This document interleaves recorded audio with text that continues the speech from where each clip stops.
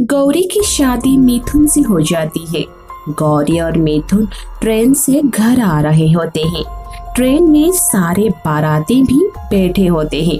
इतने में अचानक से गौरी का पेट गुड़गुड़ करने लगता है। अरे मर गई रे, लगता है मेरा पेट खराब हो चुका है। जैसे जैसे ट्रेन चलती है गौरी के पेट में उतना ही गुड़गुड़ बढ़ता जाता है और गौरी को टॉयलेट लग जाती है। ओह नो, ना जाने ये ट्रेन इतना क्यों हिल रही है, जिसके चलते मेरे पेट में बहुत ज्यादा गैस बन चुकी है। अगर मैं इतने लोगों के बीच शौचालय जाऊंगी तो ये बाराती मेरे बारे में क्या सोचेंगे कि बहू कितनी बड़ी हगूड़न है। तभी गौरी धीरे से पाद मार देती है, जिससे पूरे ट्रेन के बग्गी में बदबू फैल जाती है। आहा, अब आराम मिला। मिथुन जल्दी से अपनी नाक बंद करके गुस्से में बोलता है। अरे बाप रे, इतनी बदबू! अरे किसके पेट में चूहा मर गया है? किसने इतना गंदा पाद मारा है? लगता है इस बदबू के कारण मैंने जितना बारात में खाया है सब बाहर आ जाएगा। वाह! अरे बोलो किसने किया? अब अगर किसने इतना गंदा छोड़ा ना तो मैंने उसे ट्रेन से बाहर फेंक दूंगा। गौरी डर के मारे चुप बैठी रहती है और वो बेचारी कुछ नहीं बोलती।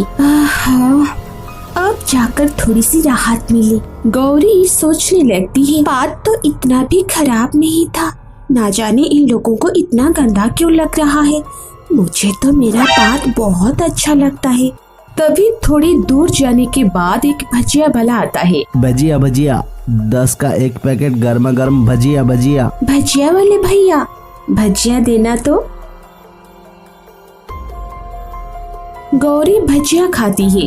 भजिया खाते ही गौरी का प्रेशर फिर से बढ़ने लगता है। ओह नो, मेरा पेट तो फिर से गुड़गुड़ करने लगा। मुझे तो जल्दी से शौचालय जाना होगा। ट्रेन के हिलने से जो भी मेरे पेट में है वो सब भी हिल रहा है, जिसके कारण मुझे फिर से प्रेशर बन गया है। मैंने भजिया क्यों खाया? और घर से चलने से पहले मैंने बहुत सारे गोलगप्पे भी खा लिए थे। गौरी को खाने का बहुत शौक था और उसे गोलगप्पे और भजिया तो सबसे ज्यादा पसंद थी। गोलगप्पे को देखकर उसे रहा नहीं जाता था और बारात आने से पहले गौरी गोलगप्पे खा रही होती है। तभी उसकी माँ वहाँ आ जाती है। अरे गौरी बेटी, गोलगप्पे बारातियों के लिए है, उन लोगों के लिए भी छोड़ देना। सभी गोलगप्पे मत खा जाना। माँ, गोलगप्पे खाने से ना रोको। आप जानती हो ना, गोलगप्पे मेरी कमजोरी है और मुझसे ज्यादा आपको उन लोगों की पड़ी है। बेटी, लेकिन तू तो जानती है ना, गोलगप्पे खाने के बाद तुम्हारा पेट खराब हो जाता है। अगर पैरों के बीच में पेट खराब हो गया तो क्या होगा? अरे माँ, कुछ नहीं होता। ना जाने मैं इतने गोलगप्पे क्यों खाई आई। अब कंट्रोल से बाहर जा रहा है। कहीं यही ना कर दूं। ना जाने कब घर पहुंचेंगे। ज्यादा देर तो रोक कर भी नहीं रख सकती। फिर से गौरी पाद मार देती है। इस बार पहले से भी ज्यादा बदबू फैल जाती है। सभी लोग जल्दी से अपनी नाक बंद कर देते हैं। कौन कमबक है जो पूरी ट्रेन में पोल्यूशन फैला रही है? बताओ।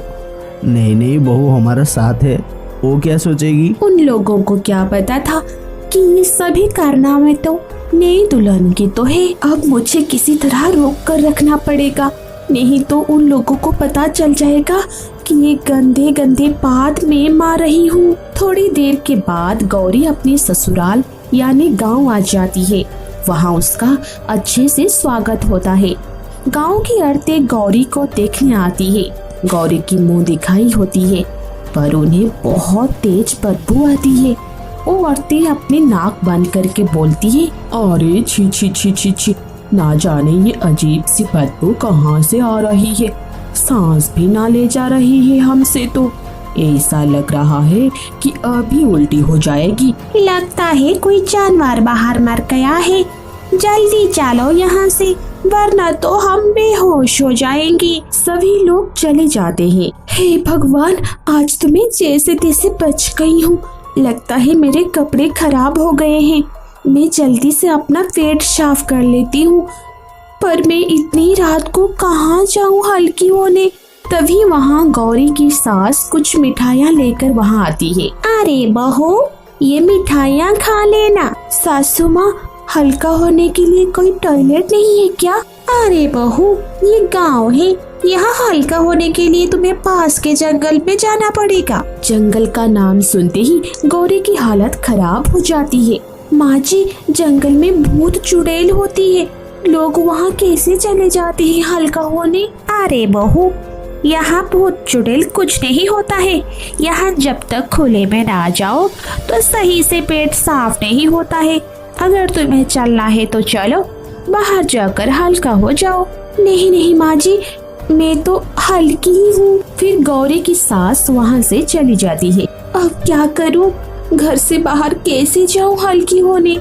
वहाँ कितने सारे सांप बिच्छू होंगे, उससे बढ़कर भूत चुड़ैल अगर सामने आ गया तो मेरा क्या होगा? गौरी कुछ देर सोचती है, फिर एक पॉलीथीन निकालती है और उसी में शौच कर देती है। अब जाकर जान में जान आई। पेट तो हल्का हो गया, पर अब इस पोटली का क्या करूं?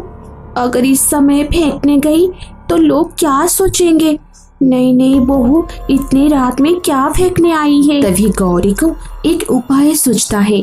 वो पॉलीथीन बेड के नीचे रख देती है और खुद बेड पर बैठ जाती है। थोड़ी देर बाद वहाँ मिथुन आता है। मिथुन को बहुत तेज बदबू आती है। वो जल्दी से अपनी नाक बंद करके हुए बोलता है, हे भगवान, इतनी गंदी बदबू कहाँ से आ रही है? लगता है कमरे में कोई चूहा मर गया, अभी देखता हूँ। गौरी घबराते हुए बोलती है, कहाँ बदबू आ रही है? लगता है आपका पसीना बदबू कर रहा है।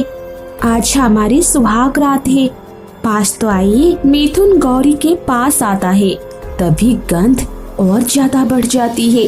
अरे नहीं यार, मेरा तो दम ही घुट जाएगा। मैं बाहर जाकर सो जाता हूँ, इस गंध के कारण मेरा सुहागरात भी नहीं हुई। मिथुन बाहर सोफे पर जाकर सो जाता है। कल सुबह होने से पहले ये पॉलीथीन फेंक दूंगी।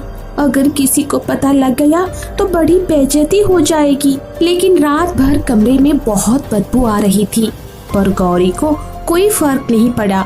वो घोड़े बेचकर सोती रह जाती है। गौरी जब सुबह उठती है तो काफी देर हो चुकी होती है। ओहो, ये तो बहुत देर हो गई। अगर इस समय पॉलीथीन फेंकने जाऊंगी तो सभी लोग देख लेंगे। ऊपर से मेरा पेट फिर से गुड़गुड़ करने लगा।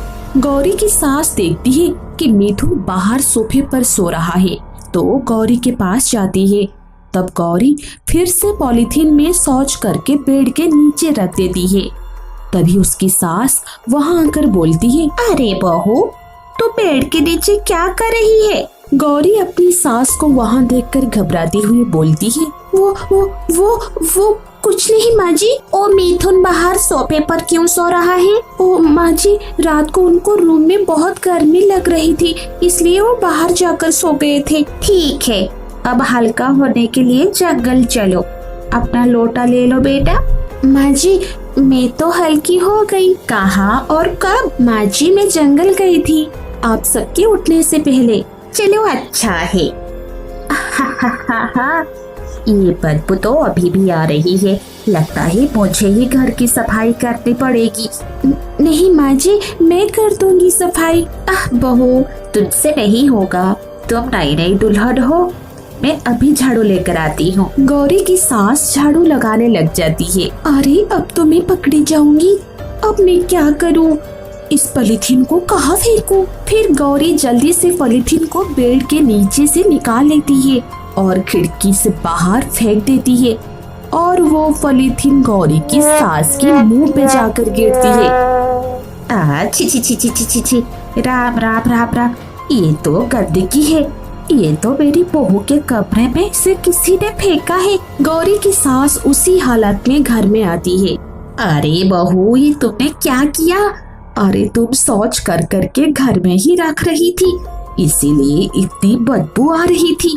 माँ जी मुझे माफ कर दीजिए, मुझे जंगल में जाने से डर लगता है। फिर मिथुन गौरी के लिए एक शौचालय बनवाता है